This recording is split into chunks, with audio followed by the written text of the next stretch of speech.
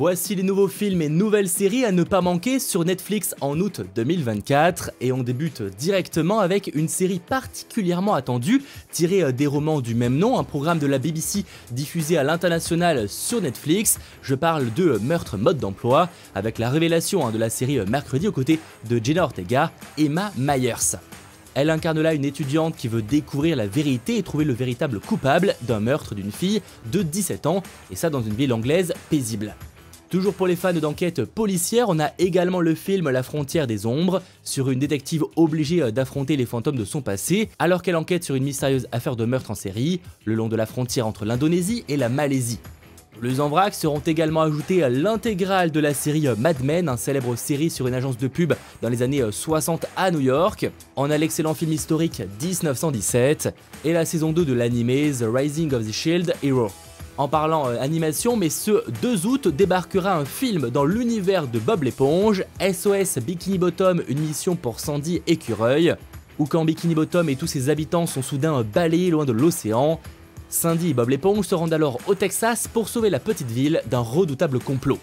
Dans un ton totalement différent, le 2 août sera également la sortie de la Director's Cut des films Rebel Moon de Zack Snyder.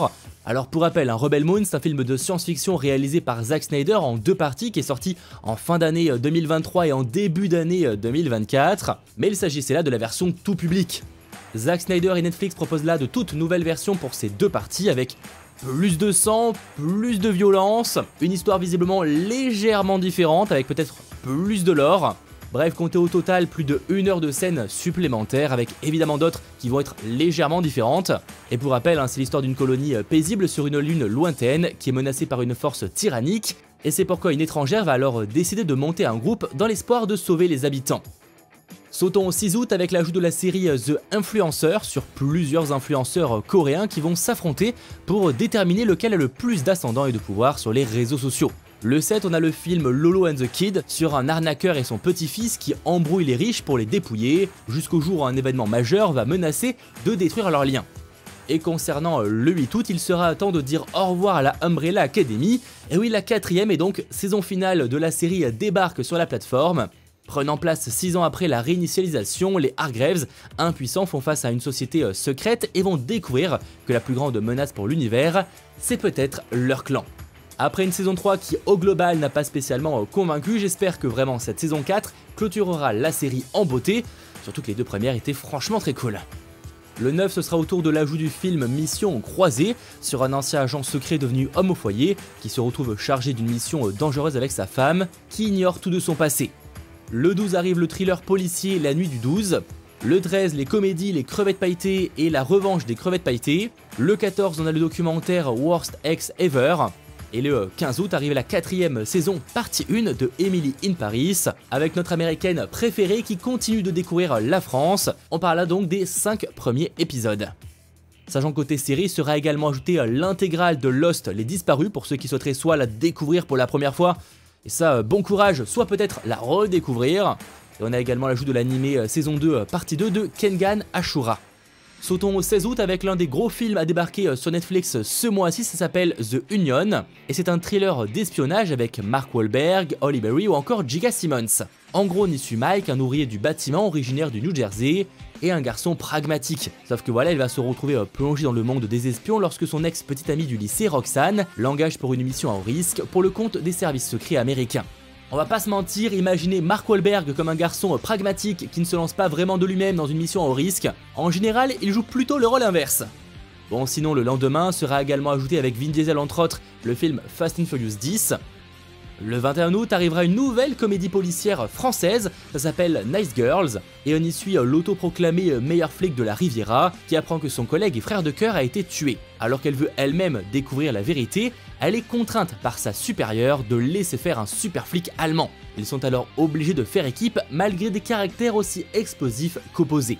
Et si ce concept ne vous paraît pas extrêmement original, c'est que ça l'est pas spécialement. Sachant que le 21 août, vous retrouverez également The Accident, nouvelle série thriller mexicaine sur une fête d'anniversaire qui va tourner à la tragédie et diviser les riches d'une communauté jusqu'à présent très soudée. Le 22, on a la saison 2 de Baby Fever, une série comique où après s'être inséminé un jour d'ivresse, un médecin spécialisé en fertilité peine à expliquer sa grossesse et à reconquérir son amour perdu. Mais également l'ajout du documentaire La vie secrète des orang-outans. Le lendemain, ce sera la sortie de la nouvelle comédie R-Rated Les Nouveaux, sur 4 étudiants qui vont affronter le plus grand défi de leur jeune vie, leur première fête de lycée. Et concernant le 29 août, pour quasiment terminer avec de belles nouveautés, on a déjà la première saison du drama japonais Chastity High, sur un lycée qui interdit toute relation amoureuse au risque d'être expulsé. On a également de très attendu la première saison de Chaos, nouvelle série fantastique avec l'acteur Jeff Goldblum, qu'on connaît évidemment pour ce rôle dans Jurassic Park. Il y incarne la Zeus, le roi des dieux, rien que ça. Et en gros, alors que la zizanie fait rage sur le mont Olympe et que le tout-puissant Zeus sombre dans la paranoïa, 3 mortels sont destinés à redéfinir l'avenir de l'humanité. A voir, franchement, ça peut être une bonne surprise, c'est clairement l'une des grosses sorties du mois. En parallèle évidemment de l'animé Terminator 0, animé japonais qui revisite la célèbre histoire de Terminator. Nous voilà plongés dans une guerre qui fait rage depuis des décennies, entre les quelques survivants humains et une armée infinie de machines. Et tout ça est la faute de l'IA connue sous le nom de Skynet, qui en 97 a pris conscience d'elle-même et a commencé sa guerre contre l'humanité. Sur un registre différent, sortira également la saison 2 de la série française, donc la comédie En Place, avec notre personnage principal qui est maintenant le président de la France, et qui, vous vous en doutez, va devoir gérer des choses qui vont le dépasser. Ce qui nous permettra de réellement terminer le 30 août avec la série médicale espagnole par le co-créateur de Elite, Respira, sur une équipe médicale passionnée qui fait tout pour sauver des vies dans un hôpital public où l'attention, mais aussi l'amour font battre les cœurs. Et pour ceux souhaitant trembler, vous retrouverez le film d'horreur The Deliverance, sur une famille qui vit dans une maison de l'Indiana et qui découvre des événements étranges et démoniaques qui les convainquent que la maison est un portail vers les enfers. Rien que ça.